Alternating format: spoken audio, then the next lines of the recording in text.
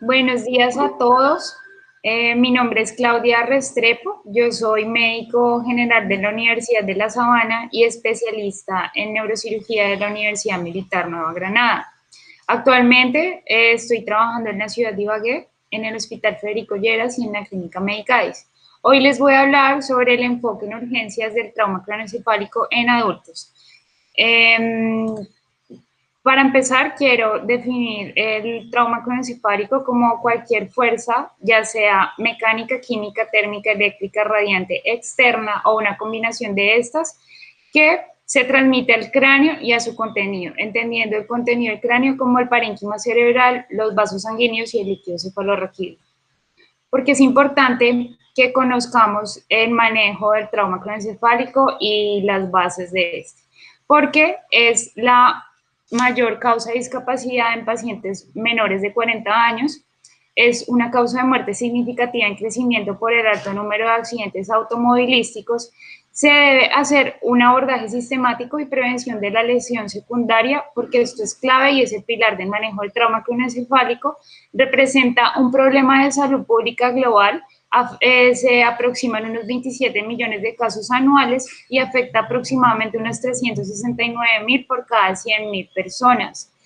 Además de eso, pues representa una enfermedad de altos costos. Se estiman aproximadamente $1 trillón como impacto mundial en pérdidas en cuanto a economía. Y pues esto es debido a los altos costos de la enfermedad por la rehabilitación, las secuelas neurológicas prolongadas, las hospitalizaciones de meses hasta un año. Posteriormente los pacientes van a unidades de cuidado crónico y pues no hay ayuda del Estado en cuanto a esto. Además de todo, pues tenemos secuelas en la familia de los pacientes, secuelas psiquiátricas de los pacientes, además de toda la parte neurológica. Entonces es una enfermedad de alto impacto que todos debemos conocer y los médicos generales son piedra angular del manejo de esta patología, porque son las personas que reciben los pacientes y son los encargados de prevenir la lesión secundaria.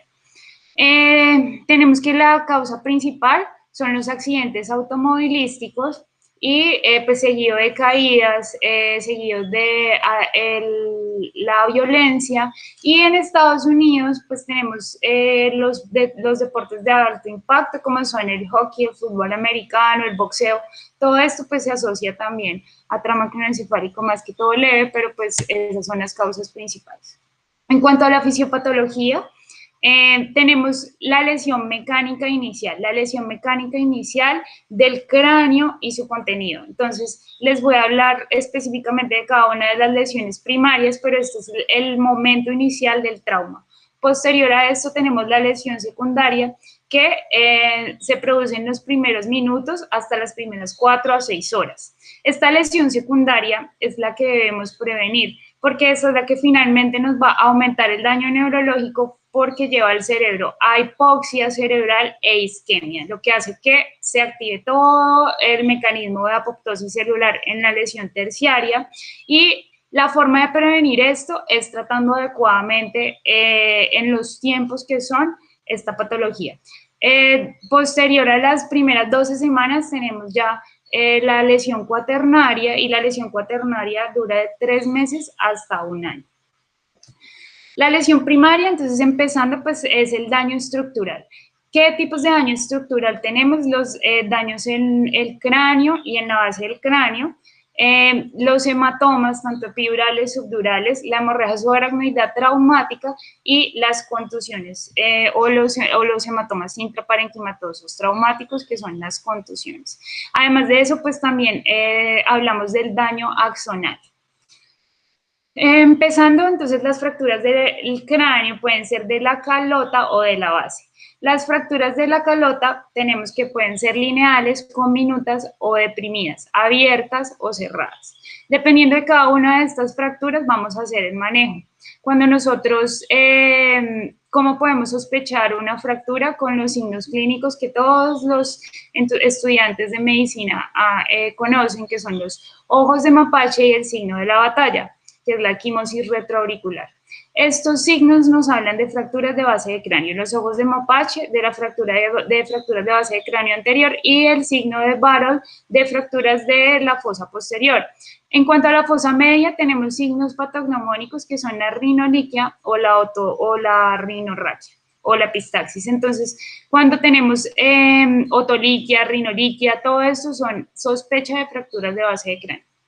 En cuanto a el manejo que se le da por medicina general a este tipo de fracturas, es importante que cuando ustedes reciban pacientes con fracturas abiertas, hagan un lavado con aproximadamente 1000 cc de solución salina normal y hagan un lavado adecuado de las heridas y hagan una palpación ósea. Si ustedes ven alguna elevación o alguna deformidad, ya saben que es un paciente que tiene alto riesgo de fractura.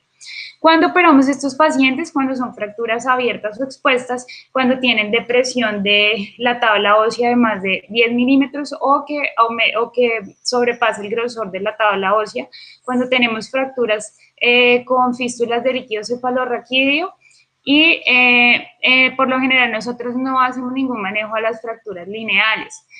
En cuanto a las radiografías de cráneo, pues si el médico está en una zona rural y no tiene acceso a tomografía, es en este caso donde pues tendrían alguna validez las radiografías de cráneo, donde podemos visualizar parcialmente este tipo de fracturas. Sin embargo, pues el gol estándar es la tomografía.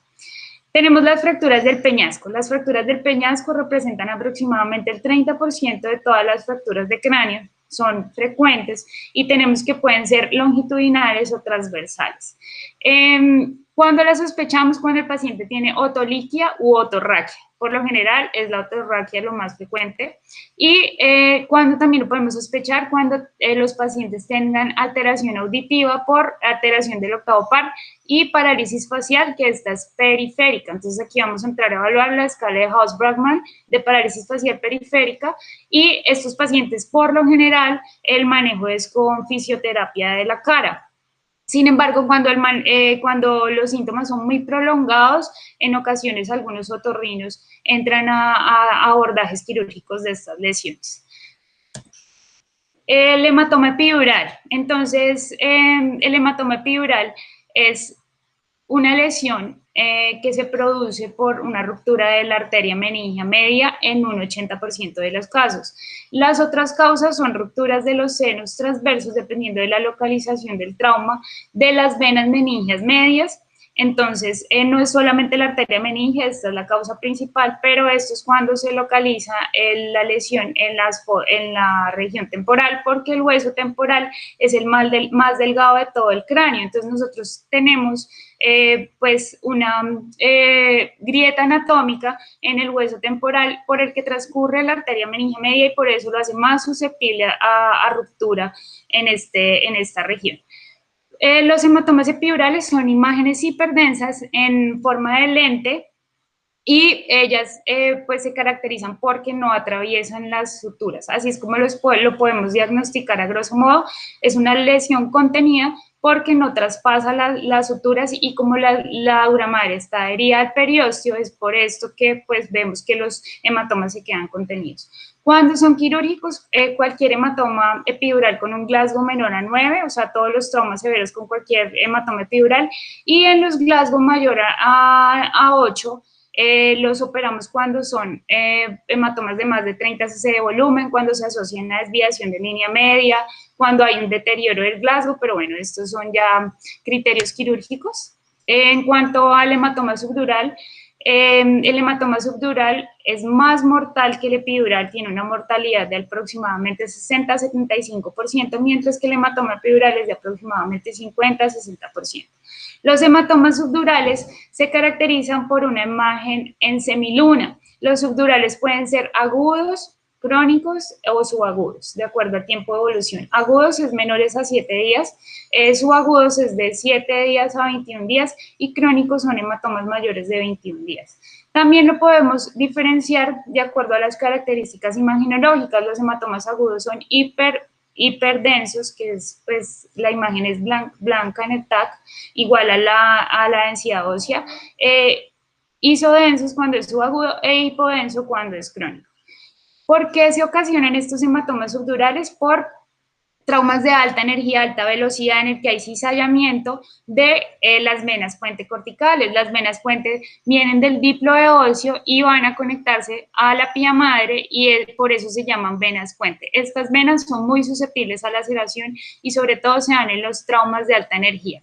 ¿Por qué es más mortal? Porque el hematoma subdural sí se comunica en todo el hemisferio, por eso no vemos como contenido el hematoma, sino que va a través de todo el hemisferio y genera mucho edema cerebral, inclusive de una vez en ocasiones uno puede encontrar isquemia del territorio de la cerebral media por compresión y como podemos ver en esta imagen producen un efecto de masa significativo y herniaciones, por lo cual los hace más mortales que los epidurales. Cuando los operamos, cuando los hematomas miden más de 1 centímetro de grosor, también pues, cuando hay una herniación en curso o cualquier hematoma subdural con un Glasgow menor a 9. En cuanto a las lesiones difusas, la más frecuente son las contusiones. Entonces, las contusiones las podemos tener de varios tipos. Pueden ser puntiformes, pueden ser confluentes, pueden ser edematosas. ¿Y por qué se produce una contusión? Por el famoso mecanismo de trauma de golpe contra golpe, en el que los pacientes reciben el trauma en un lóbulo y la contusión se va a representar en el lóbulo contralateral por contragolpe de los polos, los polos cerebrales y el contacto con los huesos de la base del cráneo de la fosa anterior, media y posterior. Entonces, por eso es que se generan las lesiones por contragolpe. Cuando los operamos, cuando los hematomas, estos hematomas se deben medir con volumetría igual que los epidurales, mientras que los subdurales es el diámetro lateral nomás. Cuando los operamos, cuando miden más de 50 cc de volumen o cualquier contusión con un Glasgow menor a 9 y cuando haya desviación de línea media o un deterioro neurológico durante la valoración. Tenemos dentro de las lesiones difusas la concusión con C o conmoción cerebral, es diferente a contusión. Quiero hacer esta aclaración porque es muy frecuente que los médicos confundan los términos. Contusión se refiere a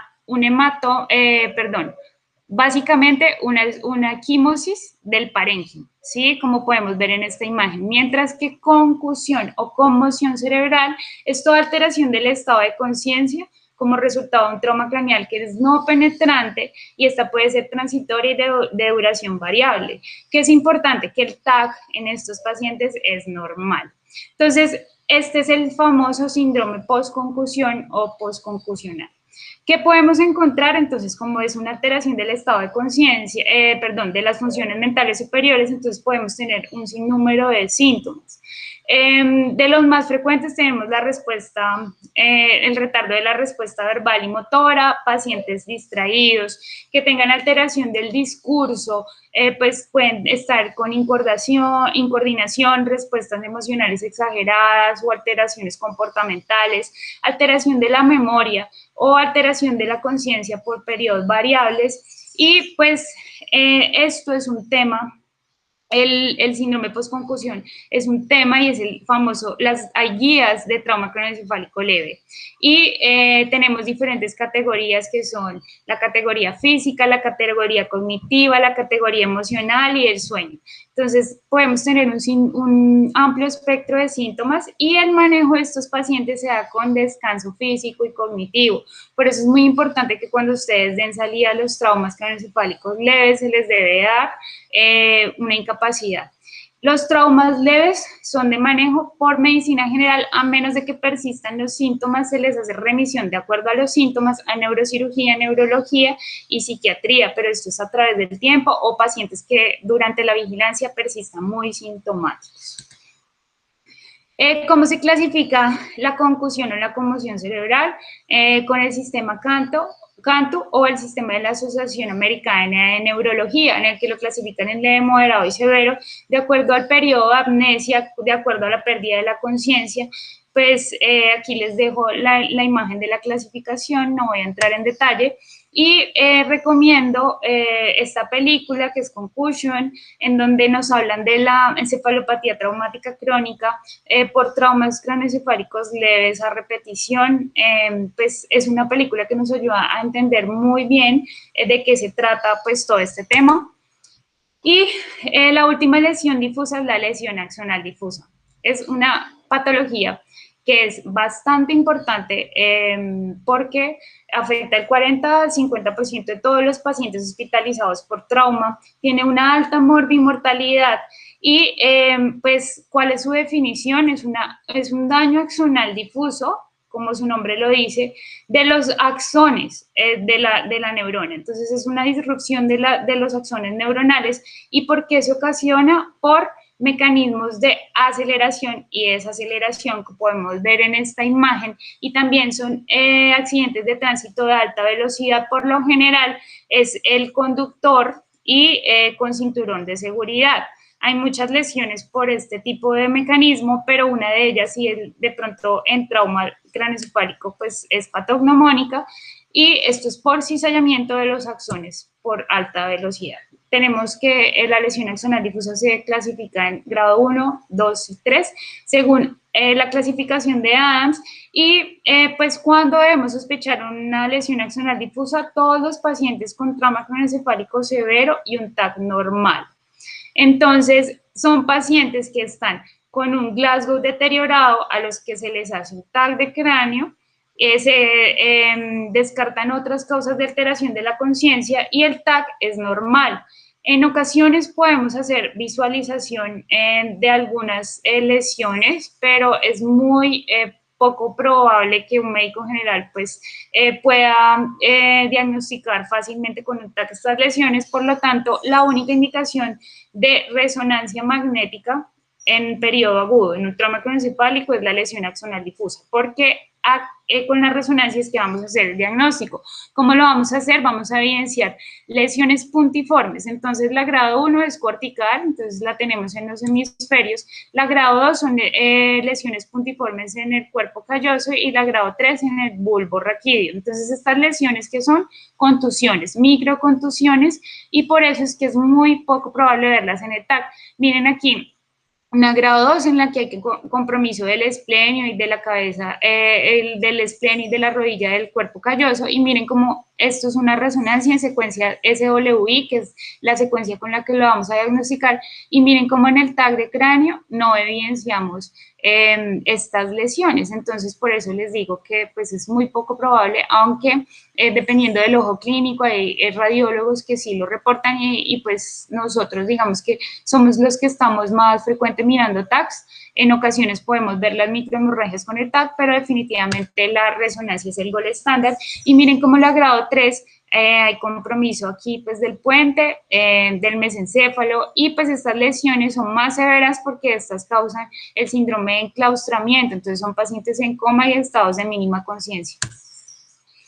Ya después de la lesión primaria va a ocurrir la lesión secundaria, que fue lo que les dije que ocurre en las primeras minutos hasta las primeras 4 a 6 horas.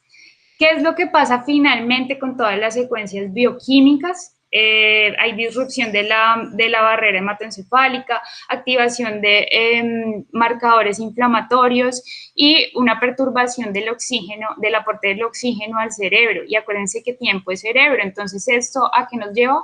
Finalmente a isquemia e hipoxia. ¿Y qué hace esto? Mayor daño. Entonces, una lesión secundaria es básicamente isquemia cerebral. Y tener esto en un trauma craneoencefálico es lo más deleterio para los pacientes. Ahí nosotros todavía los neurocirujanos no hemos entrado a operar, porque por lo general, como les dije antes, esto ocurre en los primeros minutos a horas. Entonces, ¿de quién depende que esto se prevenga o se maneje de la mejor forma posible? El médico general, y esto es lo que vamos a ver en esta exposición. La lesión terciaria, hoy en día pues ya hablamos de lesión terciaria y cuaternaria. La lesión terciaria es la fase de apoptosis o muerte cerebral. Esta ocurre en los primeros 3 meses y se puede prolongar de acuerdo a la prolongación de la lesión secundaria. Entonces, entre yo más tardía tenga la lesión secundaria, o sea, entre menos trate bien a estos pacientes, más lesión terciaria voy a hacer. Y pues, como les dije, es la fase de apoptosis celular, en la que hay muerte neuronal, y lo que pasa es que estos pacientes en estos 3 meses están estancados. Entonces, cuando le empiezan a decir a los pacientes que los pacientes están en estado vegetativo y que van a quedar vegetales y que ese va a ser el resultado. Pero ya hoy en día sabemos, por todo lo que se empezó a conocer sobre plasticidad neuronal, que existe la lesión cuaternaria, que es toda la parte de neuroregeneración, y esto está identificado mediante la proteína fibrilarácea y la sinaptotagmina. Todos estos estudios están haciéndose en animales y se están detectando algunos medicamentos que nos pueden favorecer la regeneración neuronal, pero sobre todo en la lesión cuaternaria, que es importante la fase de rehabilitación. Todo lo que está con fisioterapia, terapia ocupacional, los fisiatras, aquí es donde entra esta labor muy importante, y esto se da en los primeros 3 meses hasta el primer año del trauma. Por lo cual, en estos meses es que nosotros empezamos a ver que los pacientes empiezan a mejorar. Y entonces ese paciente que llegó a urgencias, Glasgow 7, que nosotros superamos de un subdural agudo, que en la UCI estuvo en coma, que después estuvo en un estado de mínima conciencia o en estado vegetativo, nosotros lo podemos ver al año, de pronto ya en silla de ruedas, de pronto pronunciando palabras, obviamente ya no van a ser del todo totalmente funcionales la mayoría de los casos, pero sí podemos hablar de que estos pacientes no quedaron en estado vegetal. Entonces, ¿qué quiero? Pues que se les quede con esto, que nosotros no debemos hablar de pronóstico hasta después del año, y para eso está la escala de resultados de Glasgow, que se evalúa a los 3 meses, 6 meses y 1 año. Hasta después del año es que nosotros sabemos finalmente cuál es el pronóstico de estos pacientes. Entonces tenemos en nuestro paciente con trauma craneoencefálico, ¿qué hacemos? ¿Qué es lo primero que debemos hacer? Una historia clínica completa. Obviamente rápida, porque estamos en un contexto de un trauma. Por lo general son politraumatismos la mayoría. Entonces debemos orientar la historia a preguntar sobre alergias, medicamentos, el registro de los antecedentes, cómo está la inmunización, sobre todo preguntar sobre la vacuna de tétanos, y preguntar todo lo del accidente. Entonces, ¿a qué horas fue? ¿Cómo estaba el paciente? ¿Por quién fue atropellado? ¿O de dónde se cayó? ¿Desde cuántos metros? ¿Rodó por escaleras? ¿Cómo fue el golpe? ¿Con qué se pegó? Si se cayó de un árbol, ¿con qué recibió el golpe? ¿Con la rama? Todo esto es súper importante para nosotros poder clasificar el trauma craneoencefálico. Debemos después hacer una anamnesis de las convulsiones, si el paciente presentó convulsiones en el evento, cómo está la memoria, si hay cefalea, registrar antecedentes, aquí es muy importante, antecedentes quirúrgicos de cráneo, porque estos pacientes tienen mayor riesgo, o pacientes anticoagulados o antiagregados. ¿Cómo está el compromiso cómo estuvo el compromiso de conciencia? ¿Cuánto tiempo duró la pérdida de la conciencia? Y posteriormente vamos a hacer un examen físico detallado. El examen es un examen general, no es solamente de la cabeza, tiene que hacerse todo. Esto lo vamos a ver más adelante en el manejo, pero se debe hacer de todo el paciente, desde el primer orificio hasta el orificio más distal. Debemos hacer una evaluación ordenada y asistida de una historia clínica completa. El paciente debe estar desnudo y se debe hacer palpación, percusión, auscultación, todo el examen general. Luego vamos a hacer el examen neurológico. Primero, pues, antes del examen neurológico vamos a buscar los signos que les dije antes de fracturas de base de cráneo, y luego ya vamos a mirar también la región cervical, si hay dolor, si hay deformidades de la región cervical, la columna dorsal y la columna lumbar. Por lo general, el 30% de los pacientes con trauma craneoencefálico pueden tener una fractura cervical, entonces estos pacientes deben estar inmovilizados con collar de Filadelfia. Luego vamos a hacer la inspección de las pupilas, evaluar el estado de conciencia, cómo están las funciones mentales superiores en pacientes que tengan Glasgow mayor a 9-10, cómo está el examen motor, el examen sensitivo, la coordinación y signos cerebelosos, y pues los pares craneanos, importante si hay oftalmoparesias, cómo están las pupilas. Vamos a realizar exámenes complementarios siempre, pues tener al paciente con trauma craneoencefálico como un politraumatismo, sospecha de politraumatismo, porque pues si son accidentes automovilísticos. Debemos hacer radiografías cervicales, radiografías de pelvis y hacer solicitar exámenes de rutina como cuadro hemático, cómo están las pruebas de coagulación, glucosa, muy importante, ionograma, mira que se descarten pues disnatremias, cómo están los gases arteriales y cómo está la función renal. También debemos tener en cuenta los signos y síntomas de hipertensión endocraniana. No olvidar que la hipertensión endocraniana pues, se da por la doctrina de Monro-Kelly, pues este no es el tema para hablar de ello, pero acordarnos que siempre un efecto de masa en el cerebro va a ocasionar que haya una disregulación de la regulación cerebral. Entonces, ¿qué vamos a tener? Los pacientes pueden tener varios síntomas. Digamos que la triada de Cauchy es la triada de los signos clínicos que pues no se les debe olvidar, de hipertensión, bradicardia y alteración respiratoria. Pero ya tenemos unos signos clínicos que no son tan específicos como la cefalea, emesis, vómito en proyectil, visión borrosa, convulsiones, alteraciones del estado de conciencia, vigilar las pupilas, cómo están los pares oculomotores, el tinnitus pulsátil, en ocasiones los pacientes pueden tener hipo y las pupilas. Lo más frecuente cuando nosotros tenemos traumas o hematomas es la pupila de Hutchinson, que es una anisocoria por midriasis unilateral por herniaciones. El fondo de ojo es muy importante realizarlo porque podemos ver el papilema. En esta imagen podemos ver cómo hay un borramiento y un edema del disco óptico. Hay un abombamiento de las arterias, digamos que oscurecimiento de las arterias retinianas. Y aquí tenemos en el grado 3 de papilema que vamos a encontrar exudado algodonoso de la retina, ya la papila no se visualiza normalmente, y pueden haber cruces arteriovenosos, y ya en los grados más severos, que es el grado 4, vamos a tener una palidez de la retina, y ya los vasos van a ser más oscuros con tendencia a la coloración café. Luego de hacer esto, un examen físico y neurológico completo, vamos a clasificar el trauma craneoencefálico con la escala de Coma de Glasgow. La escala de Coma de Glasgow desde 1979 está en uso y ha demostrado ser la escala más específica para trauma craneoencefálico, por eso se sigue usando y no se le han hecho mayores modificaciones. ¿Cómo se clasifica el trauma según la escala de Glasgow? No les voy a mencionar la escala de Glasgow. Todos los médicos debemos aprendernos esta escala y si nos es muy difícil memorizarla, la debemos cargar siempre en nuestro celular, en una tarjetica, pero tenerla en todos los servicios de urgencias en los que trabajemos. La escala de Glasgow pues, nos va a evaluar la respuesta ocular, la respuesta verbal y la respuesta motora. El punto más importante es la respuesta motora. Dependiendo de la respuesta motora, nosotros podemos ya definir más o menos qué tipo de lesión, pues qué tipo de pronóstico puede tener un paciente, porque la respuesta ocular y la respuesta verbal se pueden ver sesgados por muchos factores en un paciente con intubación. Entonces, el trauma se divide en leve, moderado y severo. Leve son Glasgow 14 y 15, moderado 9 a 13 y severo es un Glasgow menor a 8. El leve en algunos libros y en algunos artículos lo clasifican como de 13 a 15.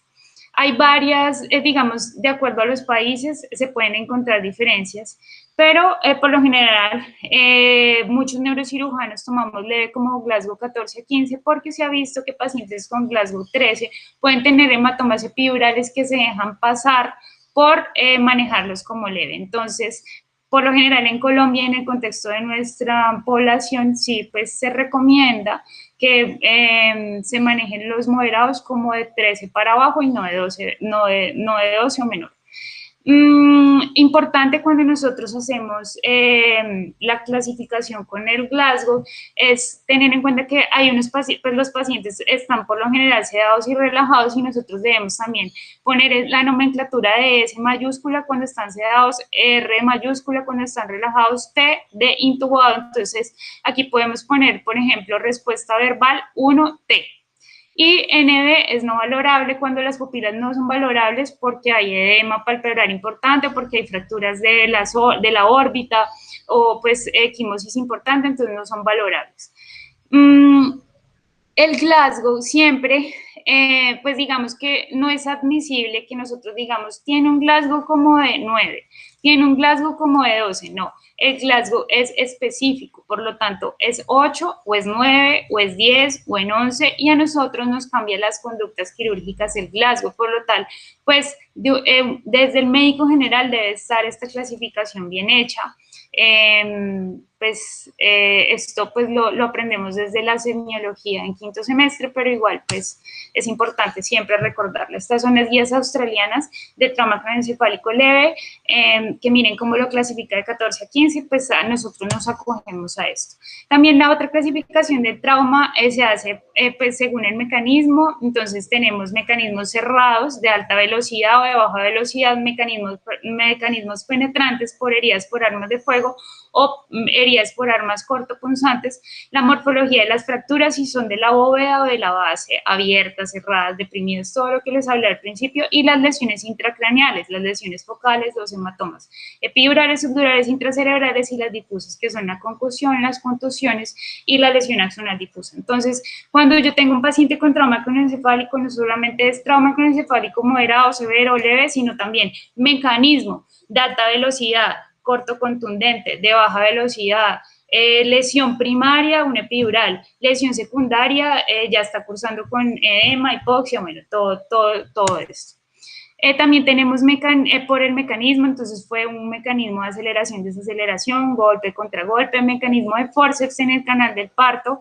Al nacimiento está asociado, algunos bebés nacen con hematomas subdurales por las espátulas que se utilizan para el canal del parto. Entonces tenemos nuestro encéfalo enfermo con trauma. ¿Qué vamos a hacer? Un TAC. El TAC es la imagen inicial y es el gol estándar para detectar lesiones hemorrágicas en trauma craneoencefálico. ¿Cuáles son sus indicaciones? Todos los pacientes con trauma moderado y severo, todos ellos deben tener un TAC.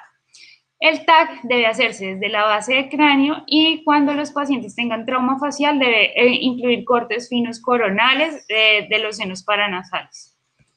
¿Cuáles son las indicaciones según las guías colombianas de práctica clínica para el diagnóstico y manejo del trauma craneoencefálico en trauma craneoencefálico leve? Entonces, los traumas leves, no a todos se les debe hacer TAC de cráneo porque primero es un gasto de recursos y segundo,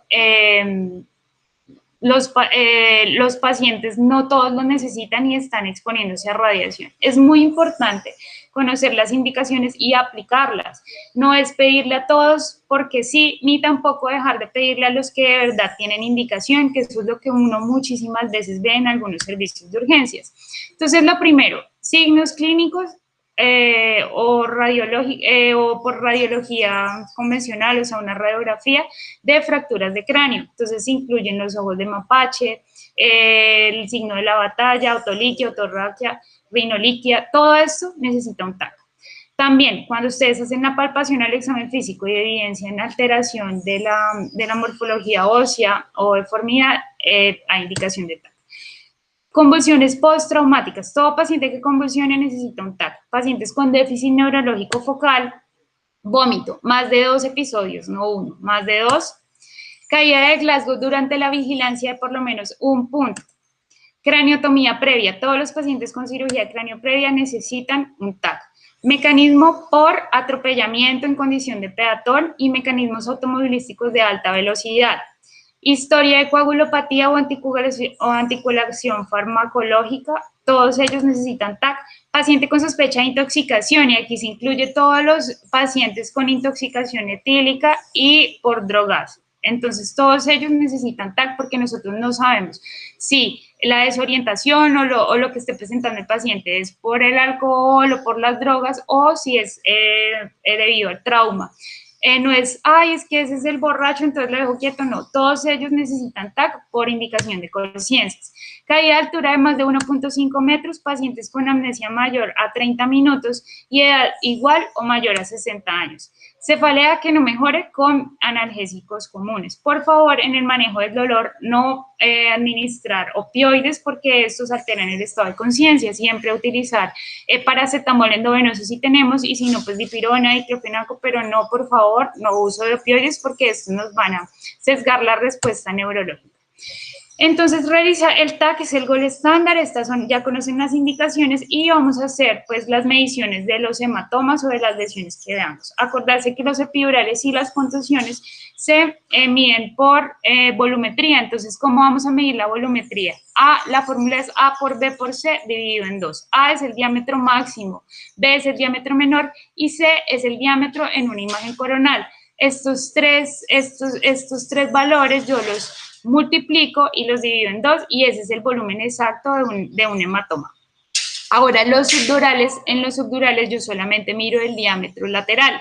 Recuerden que los subdurales mayor a 1 centímetro son quirúrgicos.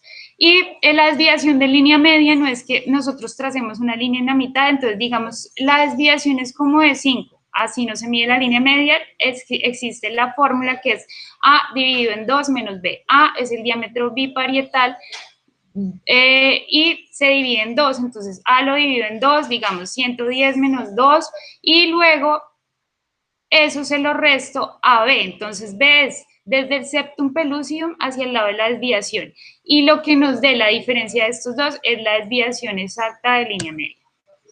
También vamos a mirar las cisternas basales, vamos a mirar la permeabilidad de las cisternas cuadrigeminal, ambiens y la perimesencefálica. Entonces, estas cisternas, ¿de qué nos hablan cuando están comprimidas? De edema cerebral. ¿Cómo podemos ver nosotros un edema en trauma craneoencefálico? Con la obliteración de las cisternas, y pues ya aquí los neurocirujanos empezamos a evaluar la escala de Marshall, pero digamos que eso no es tema de hoy, pero sí es muy importante que ustedes conozcan la medición de las cisternas. Por favor, recuerden las orejas de Mickey Mouse como en esta imagen, que es el mesencéfalo, eso es como la mnemotecnia para los médicos.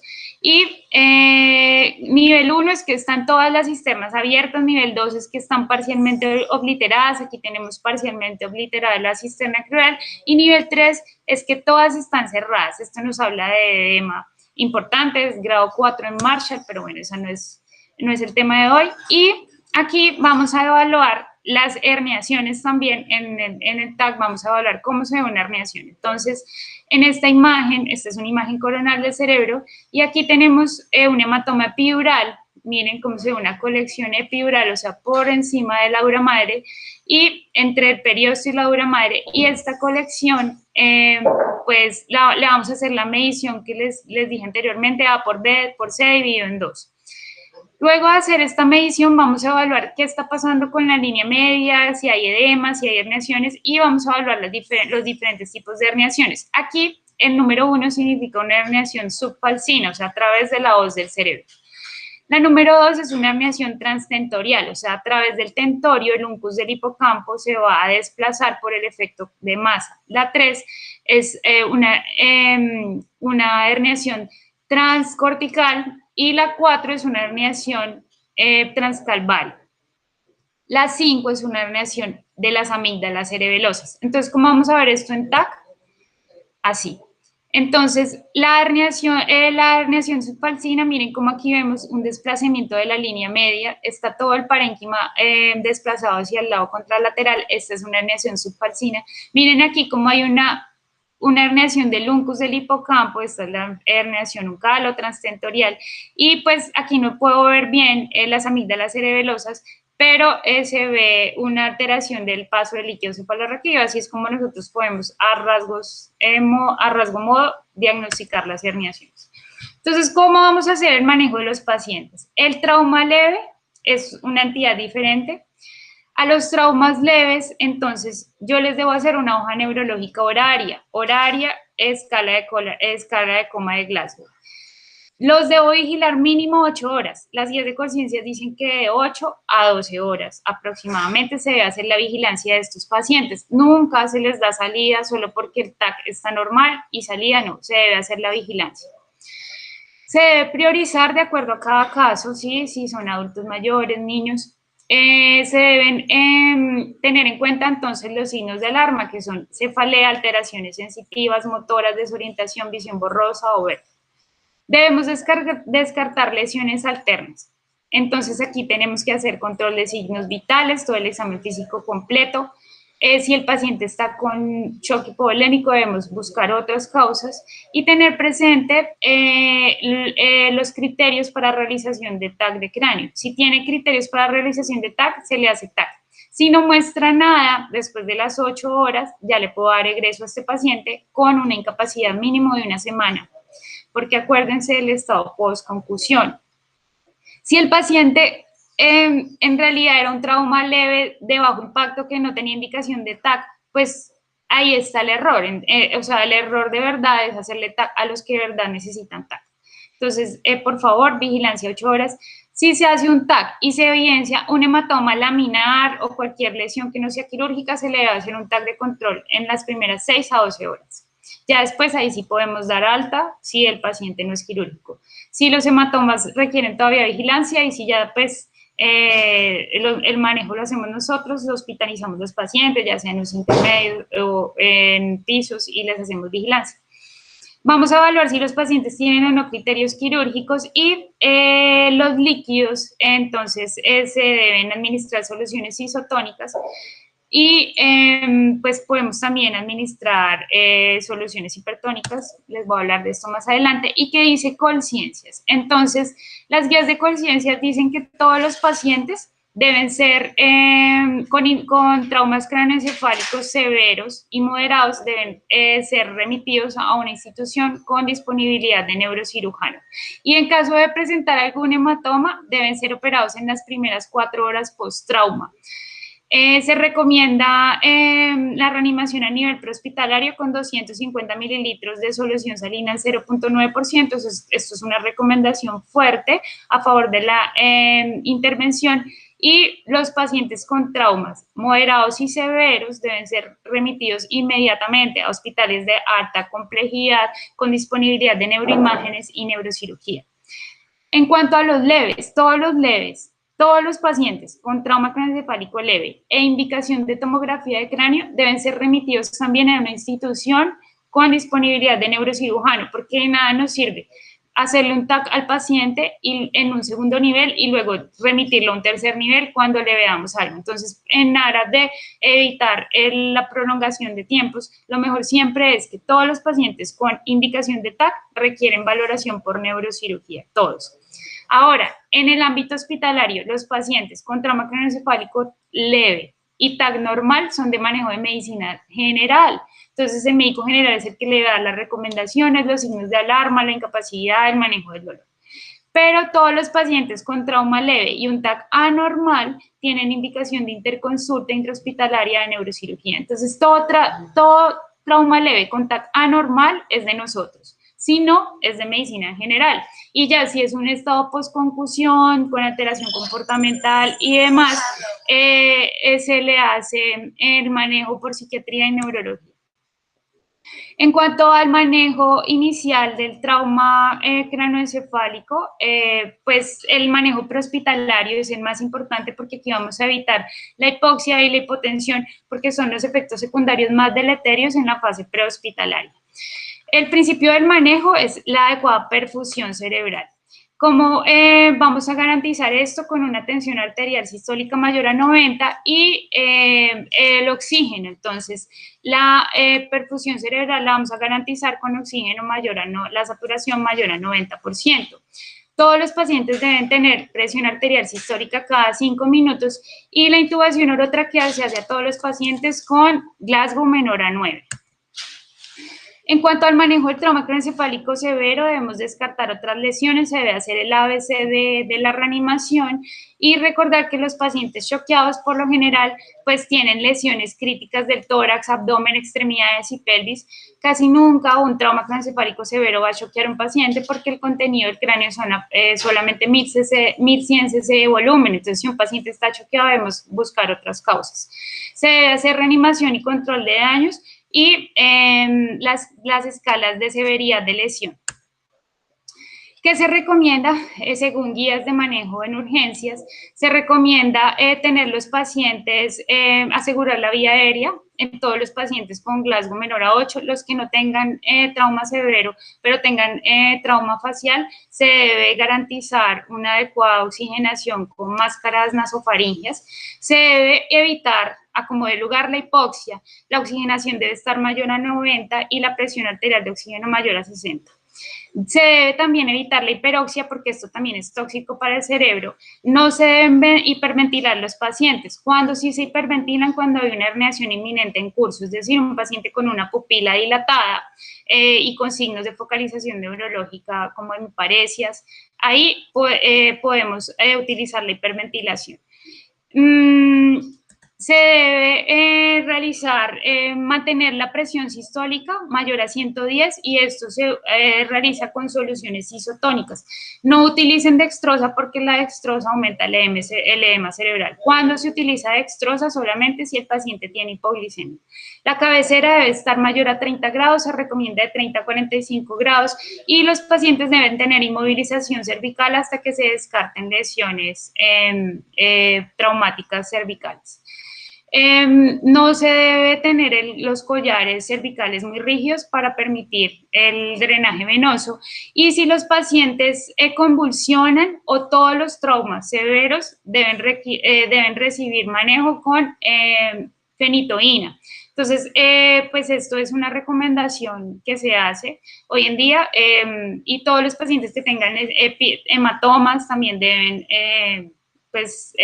tener profilaxis anticonvulsivante. El manejo del dolor, porque el dolor puede aumentar el metabolismo cerebral, se debe evitar la hipertermia y la hipotermia. En cuanto a la vía aérea, la Colciencias recomienda fentanil, midazolam, succinilcolina, se debe realizar pues, la intubación con un medicamento inductor y un relajante muscular. Aquí encuentran las dosis y qué sabemos en cuanto a la relación entre la oxigenación prehospitalaria y la morbilidad, que a mayor oximetría al paciente le va a ir mejor. Un paciente con una oximetría de 60-90% tiene una mortalidad del 27% y una discapacidad severa del 27%, y ya los pacientes con hipoxia severa menor a 60 tienen una morbimortalidad del 50%. Lo mismo pasa con el transporte de estos pacientes, la remisión. Entonces, si estos pacientes son operados entre las primeras 2 horas, tienen una recuperación funcional del 70%. Ya cuando pasan de 2 a 4 horas, baja al 60%, ya de 4 a 6 horas, baja al 10%, y miren que ya después de 6 horas, cuando operamos estos pacientes, van a tener una recuperación funcional muy pobre. Entonces, esto es muy importante y esto lo dice New England desde 1981 y no ha cambiado. Entre más rápido se operen estos pacientes, mejor les va a ir. De nada nos sirve a nosotros como neurocirujanos operar pacientes después de las primeras 6 horas porque los resultados no van a ser buenos. Entonces, estos son la escala de resultados de Glasgow, que es la que nos va a permitir evaluar las respuestas de los pacientes, siendo 1 la muerte y 5 buenos resultados. Nosotros que queremos pacientes con grados 3, 4 y 5, no queremos pacientes muertos ni en estados vegetativos persistentes. ¿Cómo evitamos todo esto? Con un adecuado manejo prehospitalario por medicina general. Entonces, ¿qué debe hacer el médico general? Remitir estos pacientes a centros de excelencia en trauma. ¿Y cuál es un centro de excelencia en trauma? Un centro donde haya una disponibilidad de tomógrafo 24 horas al día, un neurocirujano disponible 24 horas al día y si no, al menos que llegue en 15 minutos. Disponibilidad inmediata de salas de cirugía, disponibilidad inmediata de UCI y disponibilidad de cirugía general, cirugía de ortopedia y cirugía plástica. ¿Qué dicen las guías de trauma craneoencefálico respecto al manejo por medicina general? Que el uso de corticoides está proscrito, o sea, contraindicado en todos los traumas craneoencefálicos, y esto es lo único 1A en evidencia en trauma craneoencefálico. Por favor, no ponerle corticoides a estos pacientes. Y otra de las recomendaciones es utilizar la fenitoína profiláctica dentro de los primeros 7 días en pacientes con hematomas y con traumas severos. Para llevar a casa, es una enfermedad de alto impacto, se debe hacer un protocolo de atención adaptado a cada región, garantizar manejo prehospitalario, la clasificación de Glasgow, aplicar métodos de identificación de lesiones y medición de volúmenes, cirugía de control de daño, cirugía inmediata en las primeras 6 horas. Muchísimas gracias, esto era todo lo que tenía por decirles, espero que hayan aprendido. Cualquier cosa me pueden contactar, cualquier pregunta o ayuda que necesiten en cuanto al manejo de estos pacientes y pues el trauma craneoencefálico sigue avanzando hoy en día. De hecho, la neurotraumatología es una rama de la neurocirugía que pues la subespecialización es de 2 años, entonces todo esto está también en estudios, busca nuevas guías, nuevos manejos quirúrgicos y bueno, todo esto va en desarrollo. Muchísimas gracias y recordar que el médico general es una pieza clave en el manejo de estos pacientes.